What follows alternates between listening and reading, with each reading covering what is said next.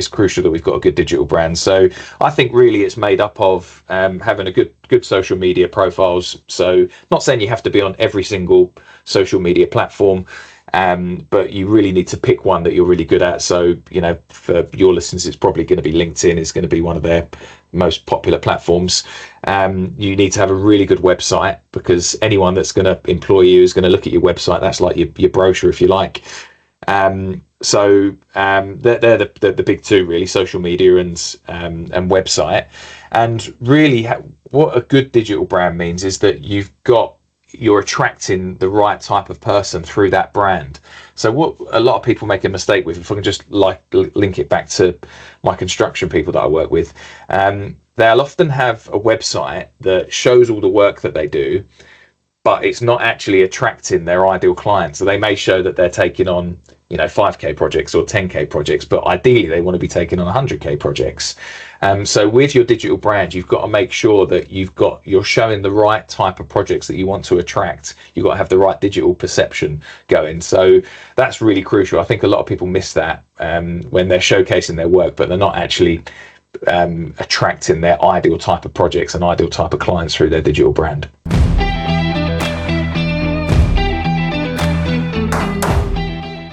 Hi, Greg. Welcome to the Digital Construction Podcast. How are you today? I'm great. Yeah. Thanks for having me. In this episode, we speak with Greg Wilkes. Greg is an award-winning construction business coach, property developer, and author.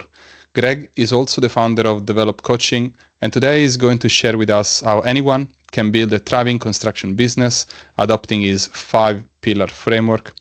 Greg, I'd like to start with your story. Can you take us back to the early days and what were you doing before becoming a coach?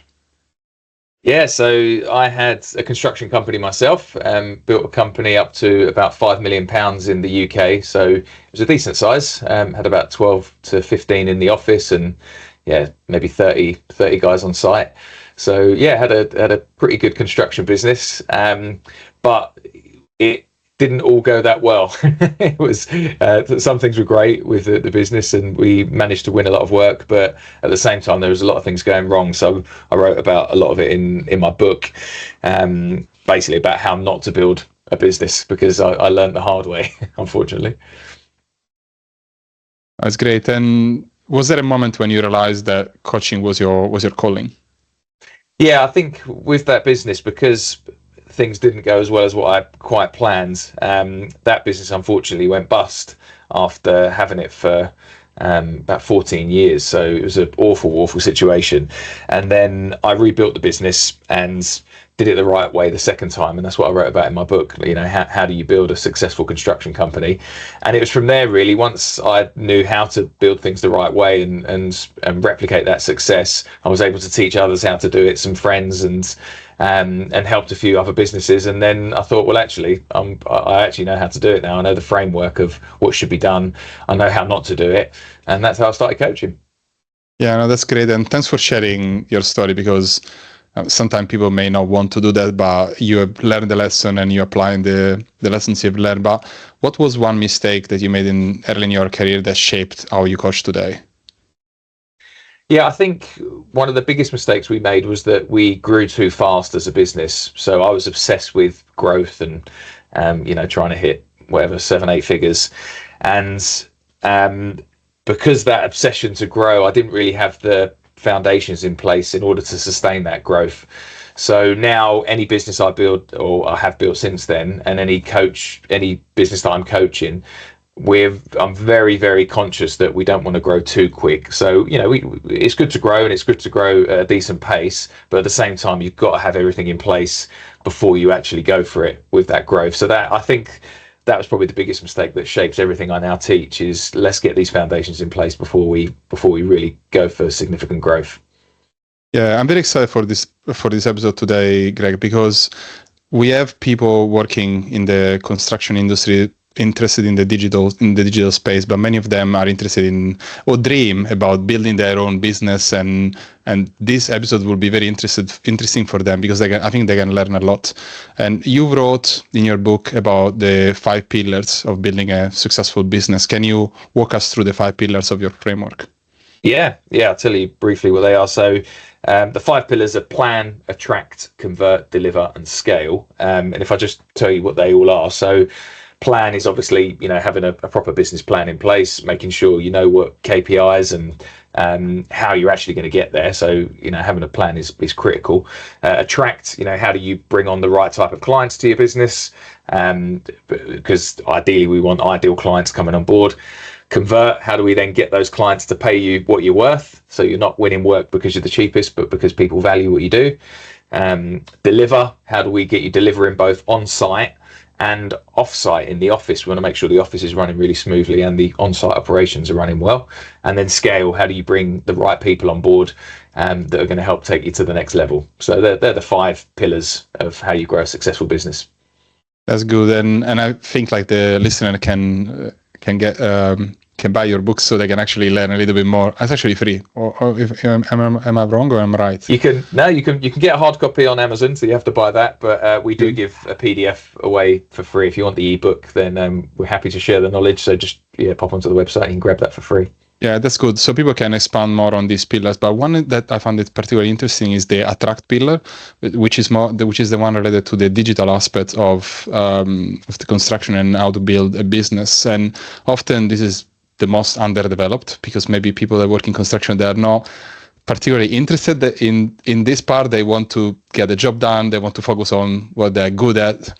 Can you expand a little bit more on the attract pillar and how it can help contractors? Yeah, I think everything comes downstream of attract. You've got to get the attract piece right. Because if you're attracting the wrong clients and you're bringing the wrong clients on, or you're not bringing enough clients on, then the rest of it is just painful, the profit and, all the other things that's going on. So attract is absolutely key. So what's involved in attract is a few things. One is making sure that you've got your brand right. We want you looking the part so that you can attract ideal clients. You've got to be able to fill your funnel full of the right type of leads. So you need to have a marketing strategy in place that brings on your ideal type of client. And if you can do those two things, get the brand and the marketing funnel right, and then you then need to have a really good USP as well, a unique selling point.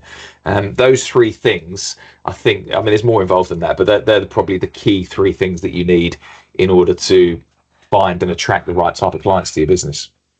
Yeah, that makes a lot of sense. Like people may want to start a business and they need to also think about how to attract clients. Otherwise, you don't have a business. You just have a service that is sitting there and nobody can access it. Can you think of what's the most common mistakes that business owners make when they try to attract new clients? I think most people just take on anyone that's willing to pay their fee and not actually think about who is their ideal client. So, I really encourage everyone to actually come up with an ideal client avatar or an ideal client profile. And you can do that using ChatGPT. You can go on there and describe the sort of client that you want. Or maybe an easier way is actually just thinking of a client that you've worked for, that you really enjoyed working for them, and think, well, why did I enjoy working with that client? And then create the avatar based around them. So I think that's probably the big thing. The big mistake people make is they take anyone on rather than actually taking on their ideal client. And then once you know who your ideal client is, you can then build your whole attraction piece around that ideal client. Yeah, that's a very valid point. I guess at the beginning, people just want to get started and they're just itching to build a business and see success. But probably you are 100% right. And if you involve the wrong people, then it's no ideal. You touched on digital brand. Can you share with us what you think having a good digital brand really means, like in 2025?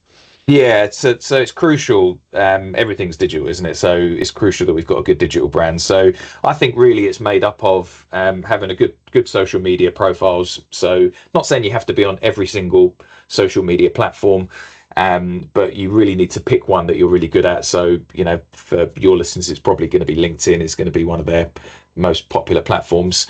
You need to have a really good website, because anyone that's going to employ you is going to look at your website. That's like your brochure, if you like. So they're the big two, really: social media and website. And really, what a good digital brand means is that you've got you're attracting the right type of person through that brand. So what a lot of people make a mistake with, if I can just link it back to my construction people that I work with, they'll often have a website that shows all the work that they do, but it's not actually attracting their ideal clients. So they may show that they're taking on, 5K projects or 10K projects, but ideally they want to be taking on 100K projects. So with your digital brand, you've got to make sure that you're showing the right type of projects that you want to attract. You've got to have the right digital perception going. So that's really crucial. I think a lot of people miss that when they're showcasing their work, but they're not actually attracting their ideal type of projects and ideal type of clients through their digital brand. Yeah, that's a very valid one. And can you think about anything else a contractor can do to position themselves to stand out of online, because it's a crowded space? Yeah, I think testimonials and reviews is really important. So if you're showing your ideal work, people want proof nowadays, and people buy from people, and people trust when you've got really good reviews and testimonials. So if you can get not just written testimonials, but if you can actually get video testimonials off your clients saying how they enjoyed working with you, that's super, super powerful. That digital proof is really key if you can add that in. A lot of people don't bother doing that, but I think it's a really worthwhile investment. Yeah, very good. And thinking about winning big projects, small projects, sometimes people may think that they won't win large projects, but is there what are the key difference between chasing small projects versus securing large ones? Well, I think if anyone wants to scale, you've got to, the easiest way to scale is to level up the type of projects that you're taking on and the value of those projects. So, if you're a business that's doing $1 million a year in turnover, there's a few ways of skinning a cat to get to that $1 million a year. You could take on, whatever, 100 10K projects, or whatever it's going to be. So that math is probably wrong. Or if you were taking on 2 500K jobs, you can also get to $1 million. So you really need to work out, how do you want to get there? And it's much easier to get there, I believe, by taking on bigger projects. You can just scale much easier. And I think some of the biggest problems we have in business is not necessarily the work, it's the clients that we're dealing with. Sometimes they can be the hassle. So if you can limit the amount of clients that you're actually working for by taking on bigger projects, I think that's much easier too. Makes your life, 10 times easier. Yeah, that's a very good point. And sometimes we have people that worked on small projects or medium projects, but they feel that they are ready to start to take on a big project. But how can they prove that they are ready to start a large project if they haven't done one? Yeah, well, that's hard. So again, this comes back to your brand perception. So you need to be looking the part online, and you can do that by stock images.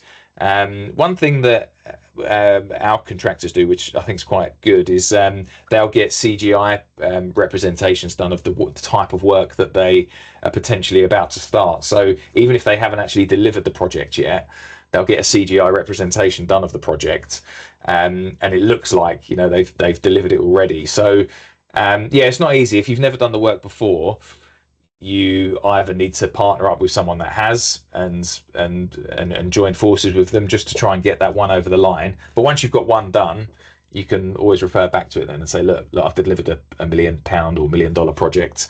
I can do it again. That's a good point. And do you think that winning big project is more about marketing, more about networking, or both? What do you think it is?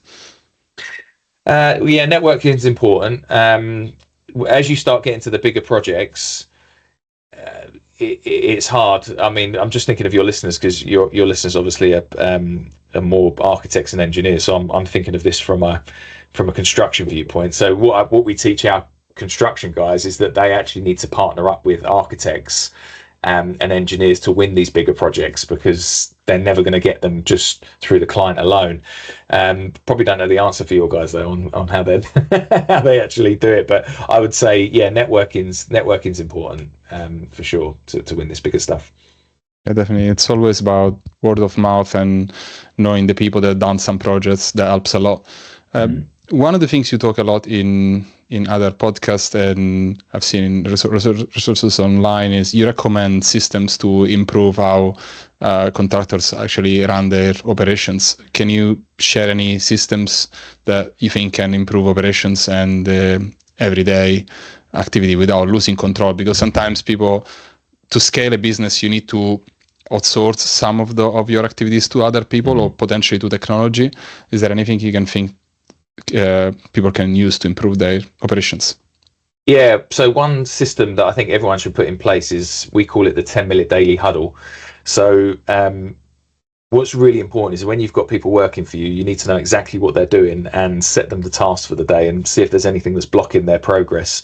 So the 10-minute daily huddle is simply meeting with all different, members of your team. It doesn't have to be every single one, but maybe the key, depends how big you are, but the key people in the business.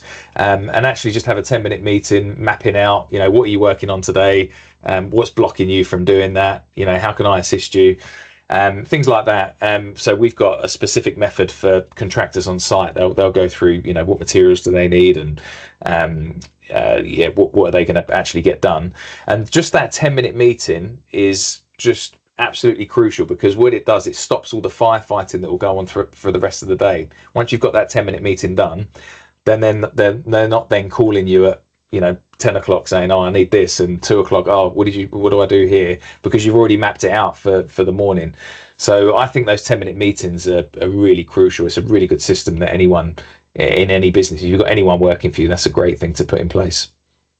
Yeah, very valid. Then one of the things you talk a lot in your presentations is AI in construction, and some practical solutions for businesses. And how do you think that AI can fit into the everyday reality of small to medium construction businesses? Yeah, so AI, whether we like it or not, and if we want to bury our heads in the sand, there's no getting away from it. It's going to take over and going to wipe out a lot of jobs. I think it's quite an exciting place to be, though. If you're actually running a business, we know that anyone in business will be running multiple departments, sales, marketing, you'd be doing the finance, all of that sort of stuff. Now, normally you have to employ everybody to do that for you, or you're trying to do all those roles yourself. Whereas AI is going to wipe out a lot of those roles. So it means in your business, you're going to be able to have a really small headcount if you leverage AI.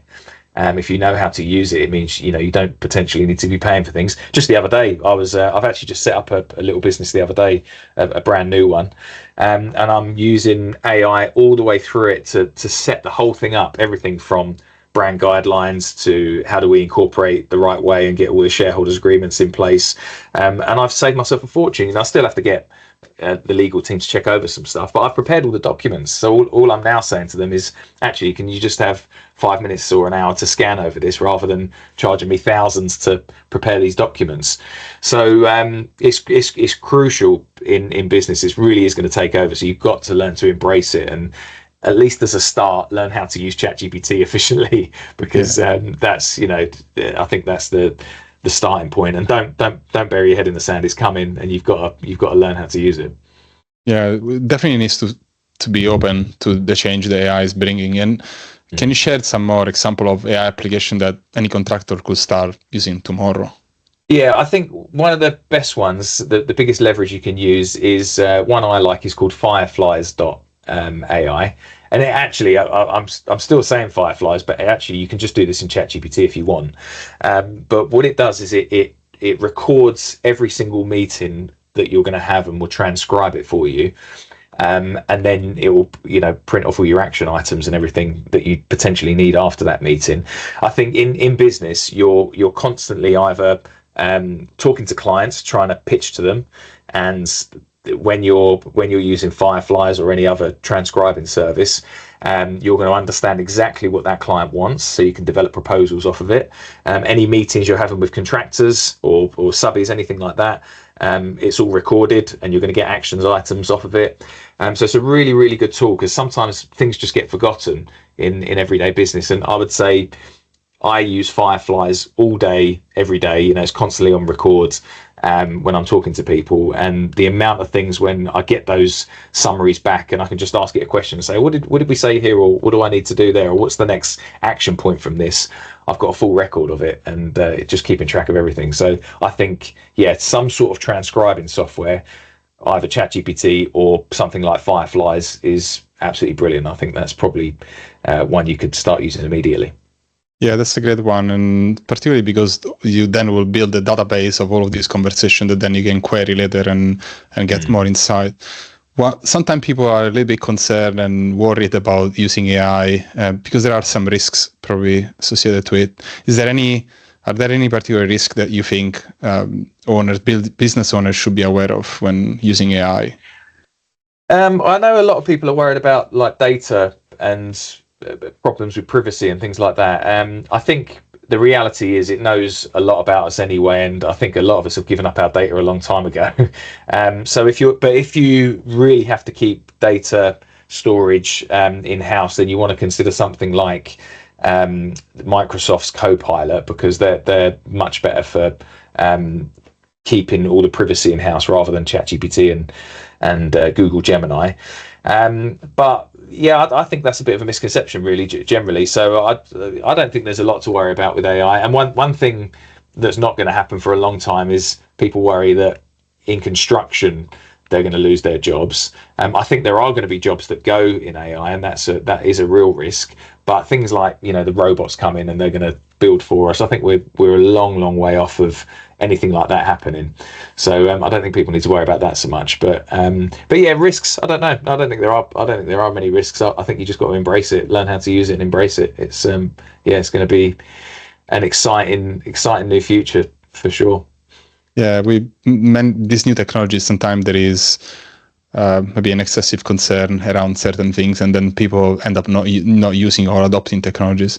But we are at the end of the episode, Greg. If people want to reach out to you, or if they want to access your services, where can they find you?